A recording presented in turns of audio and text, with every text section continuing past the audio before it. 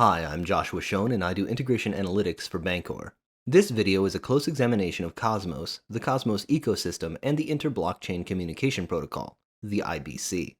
We will look at Cosmos generally, and then try to answer the question, should Bancor 3 have a deployment there? This video is the first in a series in which I will be examining many different blockchains to help provide the Bancor DAO with the facts, figures, and data needed to make an informed decision.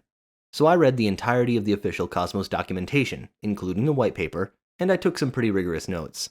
It took about 8 hours, and some of this video is going to be a summary of what I think is the relevant information. But most of this video is commentary, and I want to stress the following. It isn't enough for Cosmos to be good. Cosmos has to be better than its competition, and so we will be doing a lot of compare and contrast with other products.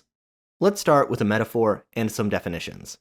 New York is a city inside of the state of New York. Cosmos is a blockchain inside the network of Cosmos. Everything in the Cosmos network gets its own blockchain, which means that every single app in the Cosmos network has its own blockchain. All of these 265 plus apps have their own blockchains, and the name for this idea that every app has its own specific blockchain is called application-specific blockchains. Again, we're just defining our terms. So Osmosis is a DEX that has its own blockchain that is in the Cosmos network. Altermail is a messaging app that has its own blockchain in the Cosmos network. Secret is an app that creates a layer of privacy, and it has its own blockchain in the Cosmos network. And the Cosmos blockchain is a hub, which is a type of bridge that connects all of these different blockchains together through the IBC. Right now, the Cosmos blockchain itself doesn't really have any apps. It just connects other application-specific blockchains together through the IBC. Without the IBC, Osmosis would need a bridge to Secret, another bridge to Altermail, another bridge to Evmos, another bridge to Juno, and another bridge to each of the 260 plus apps in the Cosmos network. Instead of that, all those apps, each of which have their own blockchain, bridge to the hub, which is inside of a zone, and that hub connects to other hubs, which have their own zones, and then all of the blockchains are connected, meaning that each of these blockchains only needs one bridge to connect to more than 260 other blockchains.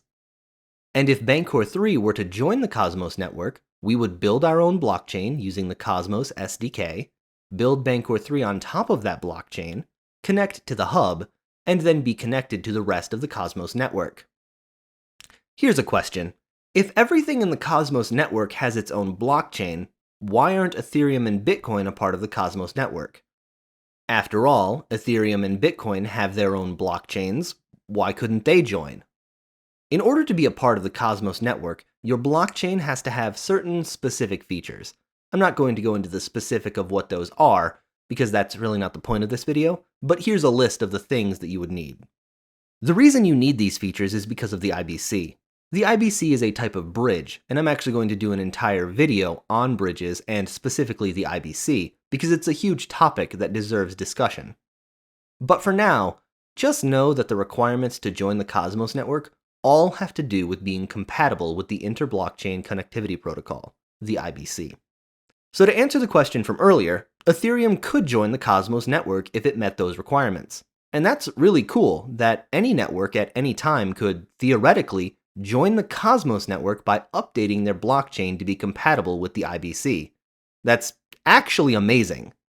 So that's what Cosmos is. It is a series of blockchains that have specific parameters so they can all easily connect to one another through something called the IBC. But how does Cosmos work, and why was Cosmos invented?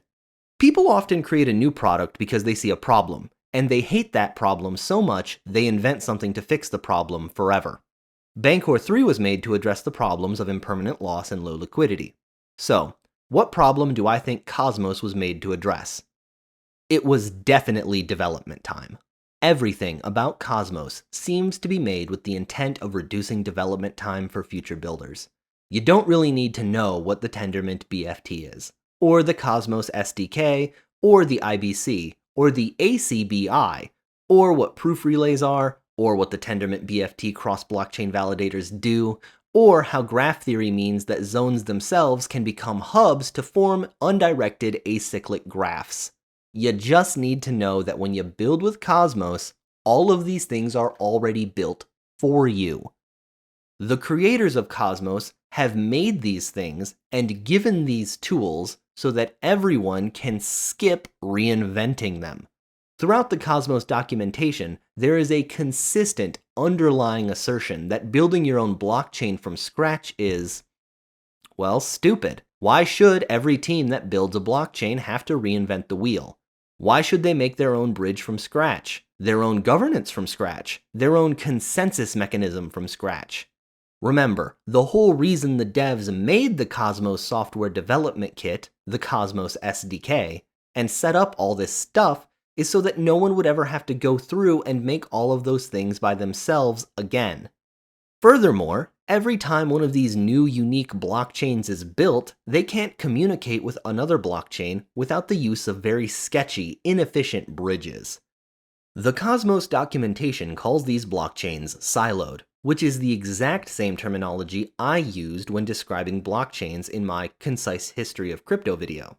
But what if I don't want to build a blockchain? What if I just want to make an app? What if Bancor 3 is just an app and I don't need my own blockchain because I just want to deploy an app? The Cosmos team has a very simple answer for you. You're wrong. You need a blockchain for your app. According to Cosmos, building your own blockchain and then building your own app on the blockchain you just built using the tools provided by Cosmos is faster, easier, and cheaper than just building the app on, say, Ethereum. In addition to the development time being reduced, having your own blockchain means very high throughput because you will be the only application on the chain, no competing with everyone else to get your transaction processed. You will be totally sovereign. If you build your app on ETH, you will always be subject to all of the changes made to ETH, even if you don't want them. If you build your own blockchain using the Cosmos SDK, your app will truly have its own governance. So let's imagine you are the head of a dev team. You decide to make an app, you looked around for where to deploy, and you are eventually convinced to make your own blockchain for your app using all of the pre-built tools in the Cosmos SDK. How does your blockchain communicate with the Cosmos network? Cosmos uses a series of bridges to connect the network. This series of bridges is called the Inter-Blockchain Communication Protocol, which is not abbreviated IBCP, it's abbreviated IBC. There will be another video where we specifically look at the IBC, but for now, just know that it's basically sharding.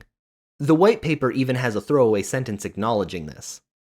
Ethereum starts as a big blockchain, and it will be split into many smaller shards, and each of those shards will send data upstream to create consensus. The Cosmos ecosystem starts with the sharded blockchains, and each of those shards will send data upstream to create consensus. The end result is that a fully operational ETH 2.0 with sharding will look architecturally similar to how Cosmos functions right now, which in my opinion is quite the accomplishment. This consensus is secured by validators, and this begins my only real criticism of Cosmos. I don't think there are enough validators. The documentation discusses this directly. Unlike Bitcoin or other proof-of-work blockchains, a Tendermint blockchain gets slower with more validators due to the increased communication complexity. Right now, Cosmos has about 150 validators, and that number will increase yearly by 13% until they hit 300 validators at their 10th year. Cardano has 3,000 validators right now.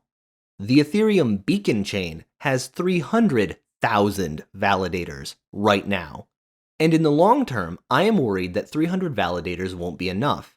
Currently, however, I see no reason to be concerned, as there are nowhere near enough users and blockchains in the Cosmos ecosystem for this to be a problem.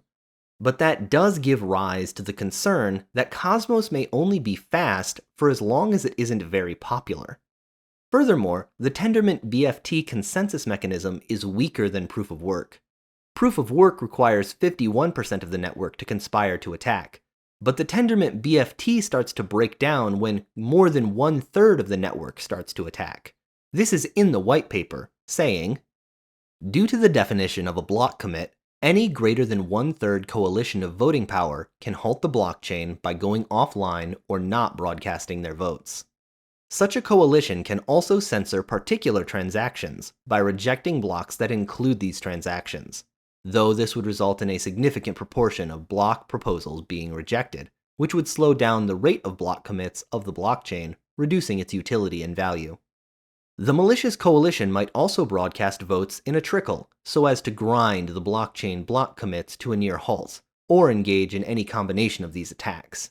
Finally, it may cause the blockchain to fork by double signing or violating the locking rules.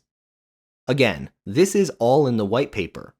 For these types of attacks, a subset of the validators should coordinate through external means to sign a reorg proposal that chooses a fork, and any evidence thereof, and the initial subset of validators with their signatures. Validators who sign such a reorg proposal forego their collateral on all other forks. Clients should verify the signatures on the reorg proposal, verify any evidence, and make a judgment or prompt the end user with a decision. I appreciate that the Cosmos team has taken time to address this potential problem in the white paper, but it is nonetheless a problem and it causes concern. Finally, I want to talk about utility. Cosmos does not have as much programmability and utility as Ethereum. This is both a good thing and a bad thing.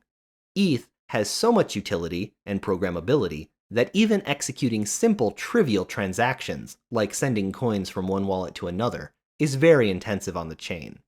Cosmos has decided, in a very strategic fashion, to slightly reduce the programmability of their ecosystem in order to drastically increase throughput. So, what is the verdict here? Cosmos looks great. Good for developers, good for protocols, good for users, lots of utility, and application-specific blockchains are very appealing. But is it good for Bancor 3? Yes, but like I said at the start of this video, it isn't good enough for Cosmos to be good. Cosmos has to be better than its competition.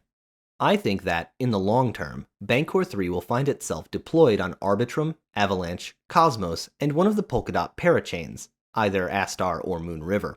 The question that the Bancor DAO will have to answer isn't where do we go, it's where do we go first.